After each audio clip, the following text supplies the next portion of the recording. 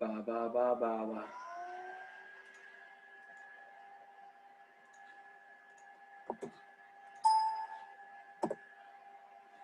All right. Okay. Welcome to the party, boys and girls. There's two of us. It's a very quiet evening. Not sure why it's not so quiet. But okay, there we go. Cool. Okay, so multiple people joining. Sorry, guys, for a late start tonight. Work comes first, unfortunately, because I have to pay the bills. But thank you for joining. Muchos apreciado. And if you're not here, I will be uploading this onto YouTube anyway. So, awesome sauce. Let's get the share screen out of the way. Let's do this. And away we go. Okay, so to recap from where we were last week, we did our last session on whales, the end of the Ceratotheriums, big fancy scientific words. As always, you don't need to remember the scientific words, but I mean, if you're in the industry, it does help to learn them. But just remember the even-toed ungulates, animals with cloven hooves and their relatives. This week we are on to Perrisodactyla, the odd-toed ungulates. Odd meaning that you've got 1 or 3 toes. So, of course, it's a bit out of order because we should be starting with tapirs, but since everyone likes rhinos and I've been aching to get into rhinos, we're going to start with rhinos. So, where we go. So, what is a perissodactyl? Perissodactyl literally means an odd-toed animal. So, it walks on either 1 or 3 toes. Smaller species are browsers, with some of the larger ones being grazers. Currently, we've only got one that's a grazer, actually. All species have a very simple digestion. Compared to the ruminants, remember we talked about the ruminants and how complex their digestion was. Perissodactyls have a very primitive digestive system, not too, actually only slightly more complex than ours. The dentition is relatively primitive, but at the same time, like the artiodactyls, their molars continue to grow throughout their life because they are grinding plant material. And compared to modern even-toed ungulates, odd-toed ungulates are extremely poor in diversity. There's only 17 species. So, yikes. Compared to the hundreds of species of artiodactyls, and we're talking about hundreds of species, there's only 17. So they had their day back in the day. Sorry, there's a mosquito in my face. I'm not waving my hands at you. Compared to the artiodactyls, perissodactyls have extremely limited diversity. Okay, so the oldest perissodactyl we know, only 5 million years after the dinosaurs went extinct, was a very small animal, about the size of a Jack Russell, maybe slightly bigger, called Rhinoceros. We only know from a partial skull fossil that we found, I believe, of humans. But what we did notice is that they had dentition relationships that showed a relationship to tapirs, rhinos, and equines. Equines being horses. Rhinoceros was a small animal with a skull only about 8 centimeters long, about the size of a house cat or a Jack Russell. They're basically the same size. Very small animal. And they were the ancestors of all 3 tapirs, rhinos, and equines. So modern perissodactyls are broken into 3 groups: rhinoceroses, tapirs, which we don't get in Africa, and equines, which are horses and zebras, being their relatives. We will be doing the tapirs next week, horses in the final week. And we talked about odd-toed ungulates. Now, odd-toed ungulates can either have 3 toes with a vestigial 4th toe, which has no contact with the ground in the case of tapirs. Fully 3 toes in the case of rhinos, or 1 solitary middle toe in the case of the equines, horses and zebras and donkeys and their buddies. Now, we're working with rhinos, so it's a bit out of sync this week, but I think we've all been keen to get onto rhinos, so we just diving straight into rhinos, even though chronologically it's a bit out of order. I'm sure I can trust you to put the pieces together later. Okay, so the word rhinoceros literally means nose horn. Rhino meaning nose and ceros meaning horn. So the horn of the rhino is made of compacted keratin. It's not bone or ivory like an elephant, or bone like a deer's, a ruminant's horn. It's just simply compacted keratin. So imagine it's basically a lot of hair fibers bound together and making a really hard substance. So if you had to take epoxy, take a bunch of your hair, sharpen it to a point, you'd have the equivalent of rhino horn. And you could probably flog it in Asia for a couple of millions and retire quite comfortably. And they wouldn't be none the wiser. So rhinos have exceptional smell and hearing, but very poor eyesight. It's a common feature with them. They don't need good eyesight. Their smell and their hearing does all the work for them. And most species are browsers. They mostly live in forest environments. Almost all the species of rhinos live in forest environments, except for a couple, well, today only one, that are grassland species. Now, the digestion of a rhinoceros is quite different to a ruminant. Whereas ruminants, the digestion occurs and the breaking down of cellulose and the absorption of cellulose occurs in the stomach. With a rhinoceros and their kin, the digestion and the breakdown actually occurs within the intestines. So the breakdown occurs in the stomach and the digestion occurs in the stomach, with cecum assisting in the microbial action and breaking down the cellulose. But it's a very rudimentary, very simple digestive system. Now, the rhinos is what we call a superfamily. It's very complex, even though there's not many remaining species alive, but they're quite distantly related. And during the Eocene, which is 56 million to around 34 million years ago, Perissodactylans were extremely diverse as today's modern ruminants and artiodactylans. So the antelope, the deer, and all their relatives, with all their diversity, go back 56 million years ago, and the Perissodactylans were the equivalent. There was a complete Mardi Gras of them. There were so many species, from the size of little Jack Russells to really big giants like we know them today. And they evolved from tapir-like ancestors in what is now North America. Hyrachyus was one of the earliest, and there are numerous Hyrachyus species. Compared to the early artiodactylans, the Perissodactylans have extremely good fossil records. So we've actually managed to map their evolutionary lineage very, very well. And 3 families of rhinos evolved and thrived in the region at the time. Today, there's only one family, but and that family is broken up again into a superfamily.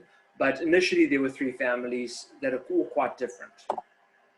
Hyrachyus was the earliest of the rhinos. He did not have a horn. He was a very small animal, only about knee height. And he would have looked like this, very similar to a modern tapir without that flexible nose structure they have in the face. Again, you can almost see that resemblance to a horse. This is not a photo. This is a photoshopped image. Hyrachyus does not occur anymore. So, and they occurred around 56 million years ago. Okay, again, you can compare this skeleton over here to a white rhino skeleton, and you can clearly see the relationship. The 3 toes, very similar cranial structure, and overall quite a similar animal, actually. The details are pretty much just, very fine details. Going back to the foot structure, you can see with rhinos over here, rhinos walk on 3 toes. This is the foot of a rhino over here. So at the back, they have the fleshy pad and the 3 toes in the front. A lot of people say it's a fused toe. It's not actually a fused toe. It's just the middle finger. Sorry about that. But that's literally what it is. It's the middle finger that they're walking on in the front. Horses are pretty much walking the finger, which there's a great joke. Horses are permanently giving the middle finger to the world. But that's a whole other story. And this is the skull of a white rhino. As you can see, they don't have any fusion of the horn to the skull. It's just fused to the bone. It's keratinous. And when they die, it breaks off and rots away like hair, leaving the calcium behind. So there's no real, you would never know this animal had a horn beyond the fact that they've got that stump, which the horn actually attaches to over there and further up the skull over here. That really broad, very primitive dentition, which is indicative of all the Perissodactylans. They all have very, very primitive dentition. And again, that really robust skull, huge sweeping arc over here for ramming, a very small brain, only about the size of a cricket ball or an orange if you're an American, or baseball, I suppose, would be if you're American. And again, very small orbital sockets, because they're not really relying on their eyes. They're just walking lawnmowers, effectively.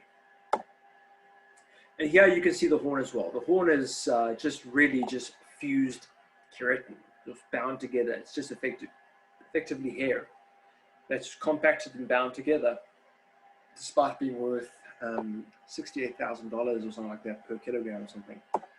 Anyway, so we're going to be talking about the three ancient families of rhinos. Initially, there were the hornless rhinos, and these were small and dog-like in size. But later, several large species began to evolve as well.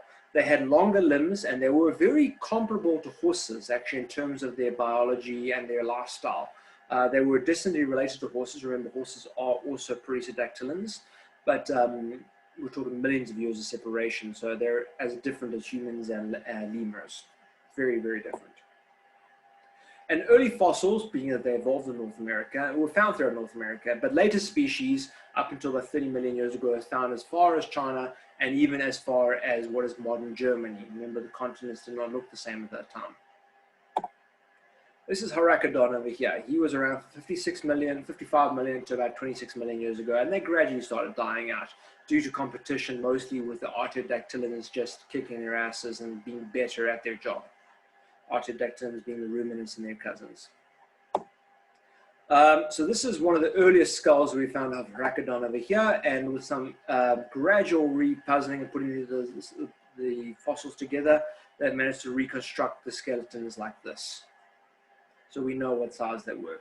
Of course, we had very large individuals, the largest individual being Paraceratherium, say that 3 times, and he was an absolute monster of an animal. He was probably the largest mammal to ever walk the earth. He made the elephant, the African elephant, look like a Jack Russell in contrast.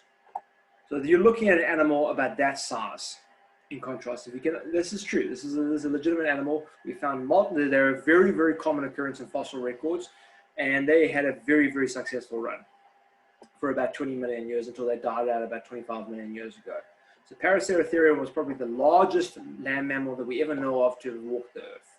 Not dinosaurs. Dinosaurs were also pretty big, but this guy was on their level, about 30 million years out there. And this is the fossil. So 34 million years ago to 23 million years ago. I have a question. I'm going to look at the question if I can get the. Sorry. Oh, there we go. Chat. So with Paraceratherium, how sure we? Okay, they do not have horns around it because there's no fusion of the skulls. If you look over here, you can see that there would be this tiny little bit of vestigial bone over here, which will allow for nasal cavity and for browsing, and you couldn't possibly have this rather robust bone, rather robust keratinous horn on top of that. That would snap off like a twig. So it just would not have it. There's no indication. With the modern rhinos and all the ancient true rhinos, as we know with horns, there's always that fusion point on the skull. You always find a fusion point where you can literally see this, the horn is attached itself to the base of the skull. There's nothing like that occurring with Paraceratherium. It just doesn't have it. So they did not have the horns. If they had this horn, it might have been a little floating horn, no bigger than a couple coins, but it would make no ecological or physiological sense to have a horn on that little bit of brittle bone over there. It would snap like a twig. And especially with an animal that size, why would they need a horn? You're a browser. You're basically the ecological equivalent of a giraffe on steroids. Just wouldn't need it. Okay, so that's answering the question, hopefully. We'll probably have time for a Q&A after this as well. Okay, the next group were the, I can never pronounce this word, Amynodontidae, the aquatic rhinos, and these were hippo-like rhinos that lived throughout North America and Eurasia. And they showed surprising similar adaptations to water conditions like hippos. So they had very similar teeth. They had those solid bones. We talk about hippos. A lot of their physiological structure were very similar to hippos. But again, we know that they were rhinos because of all the basic physiological traits that make a rhino. But the fact that they had solid leg bones indicated they were aquatic. No land animal in its right mind would want to have solid leg bones. You would be a walking brick. So they obviously lived in an aquatic environment. And this is one of the most common fossils that we know, Metamynodon. And he was about the size of a modern black rhino, probably weighed about 1.5 tons, we estimate based on muscle mass. And this is what he would look like. There may have been other species, but they went extinct about 30 million years ago, being probably outcompeted by ancient primitive hippo species and ecological equivalents. The ruminants were just beating them, and their relatives were just beating them and everything. Okay, now you get to the true rhinos. the Rhinocerothidae. And the early species of rhinos were as numerous as today's ruminant species. Over 25 different genera, so that's not families, that's genera, are known. And when we look at fossil records, we can assume that's a very poor count because most things don't get fossilized. So if we can find 25 different genera, that means there's probably a couple hundred genera that we don't know about. So yeah, they were extremely diverse for probably 50 million years. Oh, 50 to 30 million years. And a wave of extinctions occurred around 28 million years ago to climate change, geological activity, sudden explosions in an evolution, and they just got outcompeted and they just died. Then diversity narrowed to larger species rather than all the small species. And fossil indicates that while rhino species survived in the old world, the last rhino species died out in the Americas around 5 million years ago. However, there has been evidence to say that they may have lived longer than this, and they may have been around at the time of the Native Americans. Still up for contentious discussion. I'm not going to comment because I don't know enough about it. I don't know North American mammals that well enough. But very interesting. So they evolved in North America, but they thrived throughout Eurasia and Africa. That's really where the diversification came. Today, there are only 5 living species of rhinos. And these 5 historically had numerous subspecies and covered vast areas, but today's species are limited to pocket populations. And the 3 species are broken into 3 tribes. The Dicerotini, which are only 2 living species, the black rhinoceros and the white rhinoceros. They're very closely related. In fact, they come from the same ancestor about 20 million years ago. So the black rhinoceros probably has the greatest range of habitats between the 2 species and was found throughout sub-Saharan Africa until very recently, until the early 1900s. And compared to the white rhino, they're comparatively smaller than the white rhino, only about 1.2, 1.5 tons compared to the white rhinos, 2.5 tons. And this species first appeared around 21 million years ago. So they've had a pretty good innings. They're one of the oldest animals in Africa with no real ecological change. Remember, we're very impressed with the impala being 6 million years old. The black rhino is 21 million years old. So he's ecologically just pretty insane. He's phenomenal. There's been no real deviation in 21 million years, and he just keeps kicking ass. And it's only humans that really cause hell for him. He's otherwise known as the hook-lip rhino because he's a browser. He doesn't need to have a broad fat lip. So he's known as the black rhino by his common name, but a lot of ecologists call him the hook-lip rhino. And they're browsers like most rhinos, rather than grazers. Of the 2 rhino species, if you ever walk trails, you know that they are by far the most aggressive of the rhinos. In fact, these were considered to be the first members of the rhino of the Big 5. The white rhino was never included in the Big 5 because he was far too placid. The black rhino was aggressive, temperamental, and had a habit of tracking down the people that were trying to kill him. So he was considered to be one of the dangerous animals to hunt. The white rhino was like shooting a cow with a big horn in its front. So although on our South African money we have the white rhino, it's actually wrong. It should be the black rhino. What you'll see on black rhinos very, very commonly are these bloody marks on the side of the animal. They're literally bloody, and that's the only word you could use. And people think they're sick or they're injured. These are actually filarial worms. They infest the black rhinos usually, unless they get completely out of hand. They have no impact on the black rhinos. The black rhino's immune system seems to handle it, doesn't hurt them, and they live quite contentedly. This was actually a black rhino that I encountered in East Africa, in Kenya. It had been blinded through conflict with other males, and it had been rescued and raised, and it was actually quite tame. We got to stroke it and feed it to cabbage and some other stuff. But I can't remember his name, but he's in the same reserve as the last 2 remaining northern white rhinos. So anyway, you can see it over here. Most black rhinos have these on the side. White rhinos only seem to get them from time to time, and when white rhinos do get them, they seem to have a trouble with them because they don't have any immunities built up for them. So filarial worms. So there were numerous species of black rhino. They were very successful until Europeans and all their enthusiasm for large pieces of lead and explosive ammunition came along and decided to shoot them all for amusement. There was the southern black rhino, which went extinct in the 1850s. That was prolific from Cape Town all the way through to KwaZulu-Natal and up into the Highveld. It was a shrub and bushveld specialist, and we shot them all for amusement. There was the northeastern rhino, also shot out by the Italians in the 1880s for amusement. There was the Chobe black rhino, which is only one left that they know of, also shot out for amusement. The Uganda black rhino, probably shot out. Probably they haven't spotted in a while. They say it may still be around based on rumors, but they haven't seen one in 20 years. Again, hunted for amusement. The locals never historically hunted these animals because they were too challenging. They were very aggressive and very difficult to track, so they usually let them alone, and it wasn't worth hunting compared to the white rhino.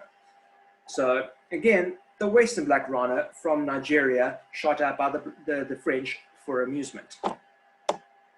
And the eastern black rhino, critically endangered to endangered, found throughout the east coast of the world. There's only a few hundred of them left. The south central black rhino, which has now been introduced into South Africa to make place for the southern black rhino, which we killed. And of course, the southwestern black rhino, which is also critically endangered. He's a desert specialist, so they're found throughout Namibia, and they've managed to hold on by simply hanging out in the really, really desolate parts of the desert, but they're hanging on by a thread. And the only threat to black rhinos was European hunters. The locals left them alone, they were not much of a threat, and they thrived until we came and shot them all for entertainment. Purely that, the locals didn't want them, and lately, of course, the rhino trade, which has only exploded since the mid-2000s. So yeah, anyway, again, I keep hoping about trophy hunting. I hopefully will convert some of the younger kids to believing in the fact that it is not a sustainable industry, and we have wiped out so many animals for entertainment. Okay, so this is the black rhino population. Again, this is indicative, if you actually look at the study, this is the explosion post-World War II with the sudden surge in European hunting tourism that exploded into Africa post-World War II with the open market that occurred and the very lax control on conservation that occurred in the 1960s. There were estimated around 100,000 rhinos in Europe, I'm sorry, in Africa, not Europe. In 1960, by 1980, there were less than 15,000. They were all shot out for amusement. And only then they started to realize when we got to about 2,000, by 1980, by 1989, 1995, we started to realize that, holy crap, there's like 2,000 left of 100,000. And there's the only threat was trophy hunting.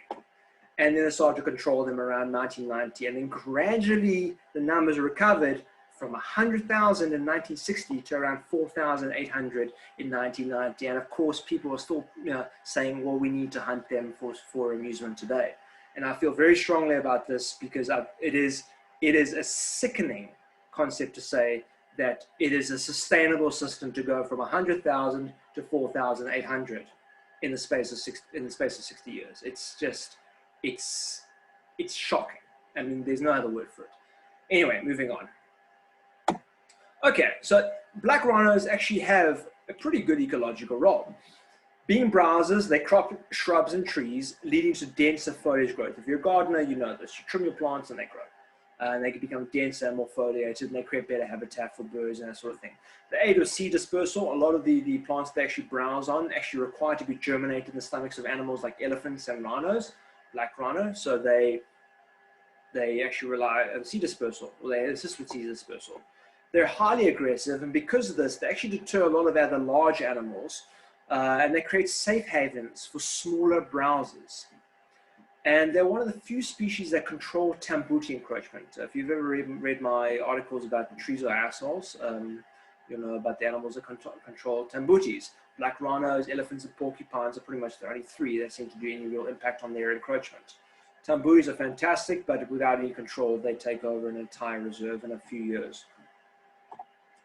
Okay, the white rhino, which is far bigger. Now, what you'll notice about the white rhino is that he has a far larger head than the black rhino. And that's typically because he's a grazer rather than a browser. He can afford to have this gargantuan skull. The black rhino needs to lift his head and pick away at leaves and berries and that sort of thing. So he has a far smaller skull. The white rhino has got his head in the sand the whole time, eating grass. So he can have this really robust, heavy skull. And in general, it's a much bigger animal. So he's the largest species of rhino, and they separated from black rhino around 7 million years ago. So they have the same ancestor. They're otherwise known as the white rhino. Going on to that, I read, and I have not confirmed this, I will get back to you guys maybe in Q&A, that apparently it is possible to hybridize black and white rhino from a couple of the sources that I read, even though they're different genera, different genuses. Apparently it is possible, but I need to do some more research, and I will confirm that in the future. But from what I've read from more than one source, it is possible to hybridize the two, but I can't find any sort of real clarification on the issue. But genetically, apparently it's possible. They're the only true species living today of grazing rhino, and they're generally placid, and they don't pose a threat to anybody beyond humans killing them for entertainment. So yeah, they just kind of do their thing, and they only pose a threat to you if you go and poke your head in their business. And they are bulk grazers, consuming vast quantities of grass. So they strip the top layers of grass, which of course removes the moribund grass, and this encourages fresh growth that supports modern, more specialized grazers, things that are selective feeders that rely on like fresh shoots. These guys are coming along and doing a lot of the work. The equines do this as well, like horses, zebras, donkeys, they do this as well, but these guys also have a major role in it. And again, being these little big walking tanks of the bush, like elephants often overlap an ecological role as well. They break up a lot of the dead, really woody bush and create pathways through the thickets, which allows animals to move through thickets and graze on plants and actually, again, invigorate growth. So they actually have, they're not just hanging out looking cool, they actually have ecological roles. So, talking about rhinos and why they breed so slowly. So animals breed at different rates. Rodents breed at a rate, and humans breed at a rate, and elephants breed at a rate.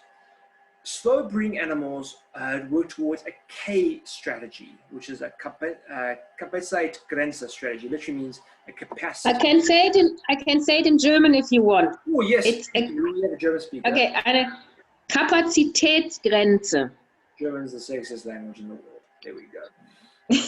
Okay, I mute myself. There we go. Okay, thank you, Suzanne. My heart melted. Okay, ensuring that as many young as possible survive to adulthood. Humans engage in the strategy. Elephants do. Buffalo do. Okay, so they worry rather about quality rather than quantity.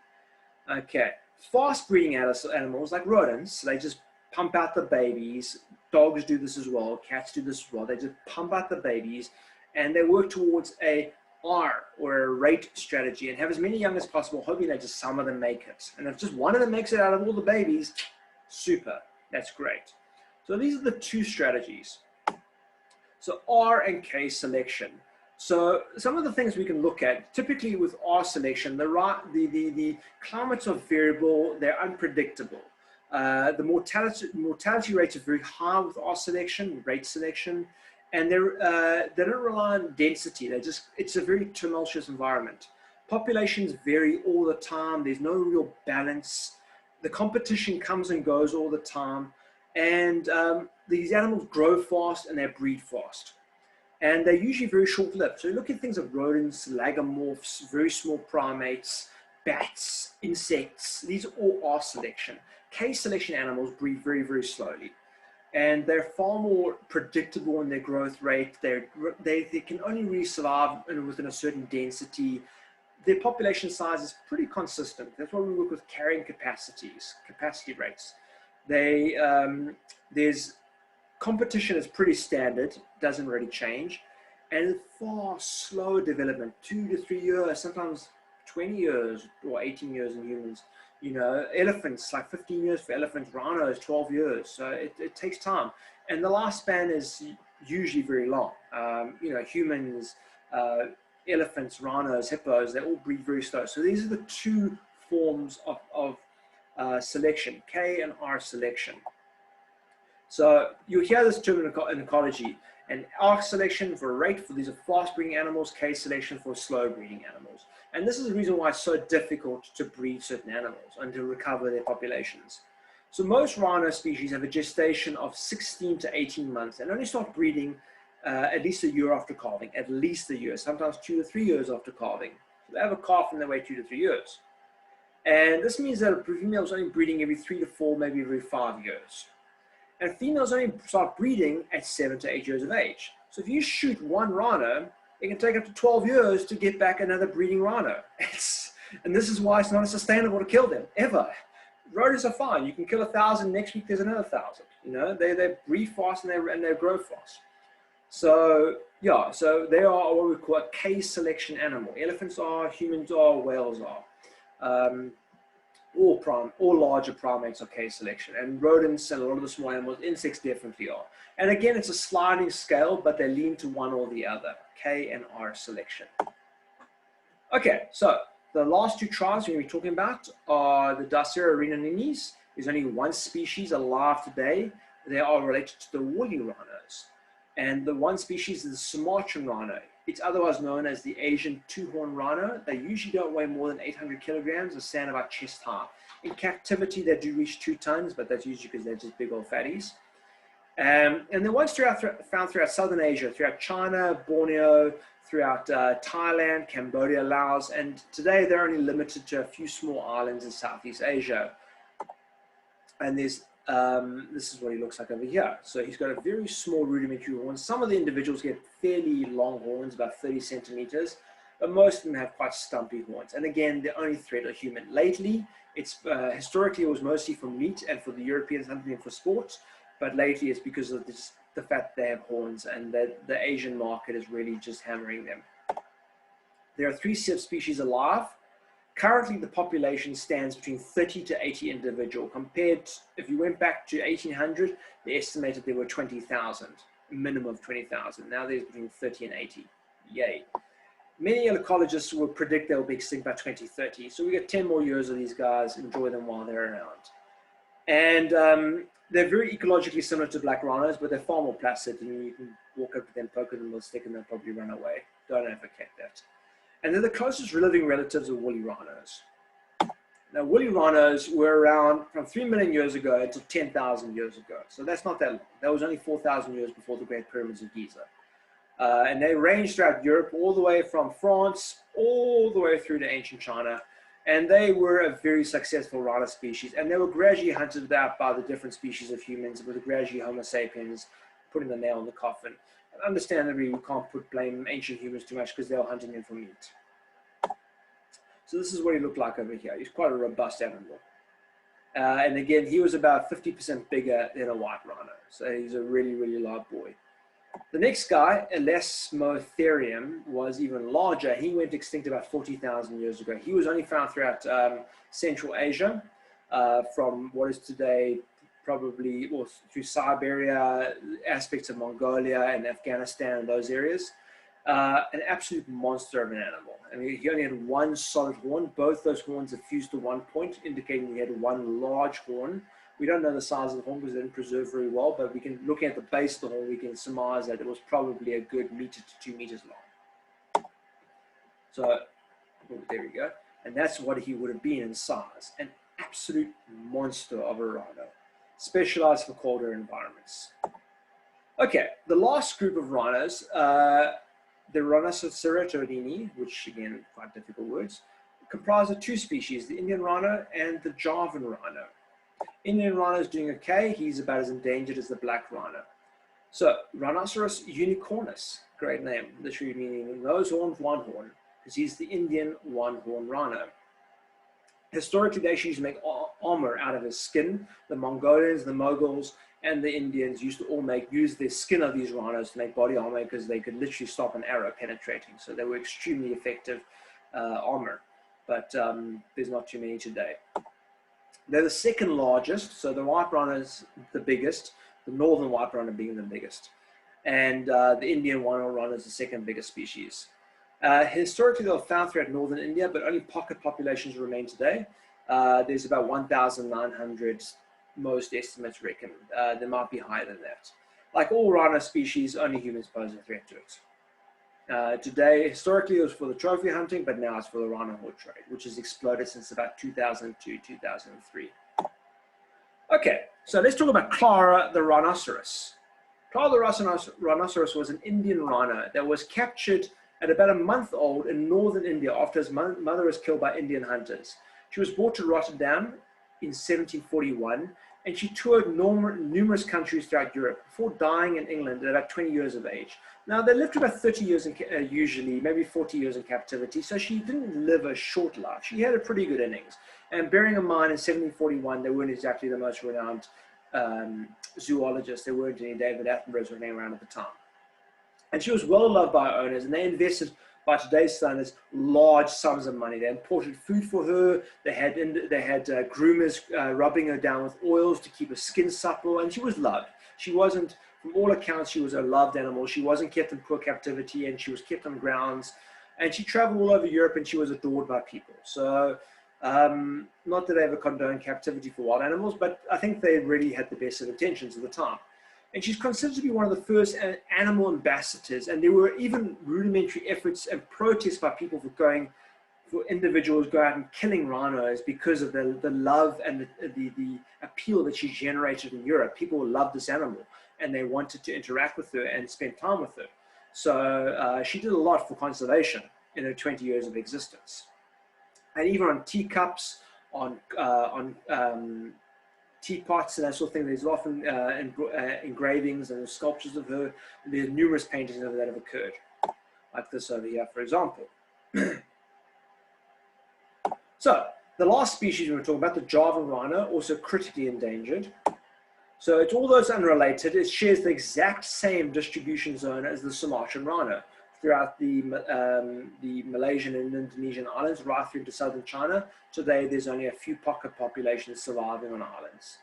And they're a very shy, very, very misunderstood species of rhino. They have a very stunted horn, almost vestigial, and they're just hard to trap. And usually they only find out about them or study them through camera traps and through studying their feces. And there's less than 60 known species left in the wild today.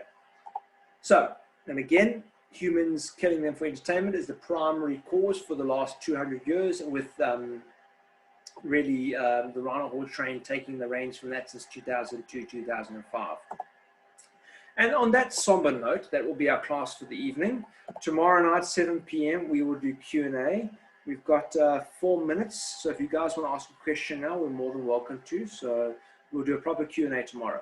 But if anyone wants to say anything now, we're more than welcome to. Thank you, Suzanne, for saying that German word, which I have a hard time pronouncing. Any questions, guys? My pleasure. Nick. Yes. Nick Anton. Hi there, Anton. Yes, between the two rhinos, will the white rhino have a bigger horn? Yeah, it depends on multiple factors. It depends on the rhino itself, the vegetation in the area, and competition. I've seen rhinos in St. Lucia and Isimangaliso that have horns that are comfortably a meter because the vegetation is quite soft there, so they're not sharpening their horn. And I don't know if the competition's that high. I've seen other rhinos, they've even seen black rhinos where the back horn is longer than the front horn. But simply because of the size difference, on paper, the white rhino will have a longer horn than the black rhino. But if you had a black rhino from a certain area where he wasn't rubbing that horn continuously, like a desert rhino, he'd probably have a longer horn than a white rhino from an area where he's constantly rubbing that horn and keeping quite short. But remember, the horn can be cut off with no pain to the animal. It doesn't cause them any grief. So there's no harm in cutting the horns off. So, and they continue to grow at different rates. Certain individuals grow quite quickly, other individuals grow quite slowly. But yeah, on average, because the white rhino is bigger, he will have a bigger horn, if that answers that question. Yes, anyone else? Nope, yes, maybe, yes, no, no. Anton, anything else to say? Yeah, yes, Michelle. sorry, Nick, Michelle, yeah. Just, I think I might have missed it, but which is more endangered as far as numbers go, the black or the white rhino? Oh, black by far. I think there's between 20 to 30,000 white rhino, and there's about 2,000 to 4,000 black rhino, depending on numbers. Oh, okay. Yeah, so the black rhino have just been, and again, 100,000 years ago in 1960, 100,000 in 1960 down to, and literally it was that explosion of tourists coming into Africa and shooting them in the 1960s and 1980s. Just shot them out. It's just complete uncontrolled trophy hunting. and annihilated the population. So white rhinos, simply because they weren't as challenging to hunt, they weren't as hit as hard. But the black rhinos were obliterated because of trophy hunting. We've got less than a minute left, guys. We'll do a Q&A tomorrow. And again, if we want to ask questions about anything else, we're always welcome to. Q&A is fun. Q&A will be probably 7 o'clock tomorrow night, but I'll send you an invite depending on my schedule tomorrow afternoon. Hope to see you guys tomorrow. Thanks so much for joining in. I love all of you guys. You guys are rock stars. Thanks for wanting to be interested. Thank you. Auf Wiedersehen. Adios. Auf Wiedersehen. Thank you. Bye, Gian. Bye. Bye. Bye-bye. Cheers, guys.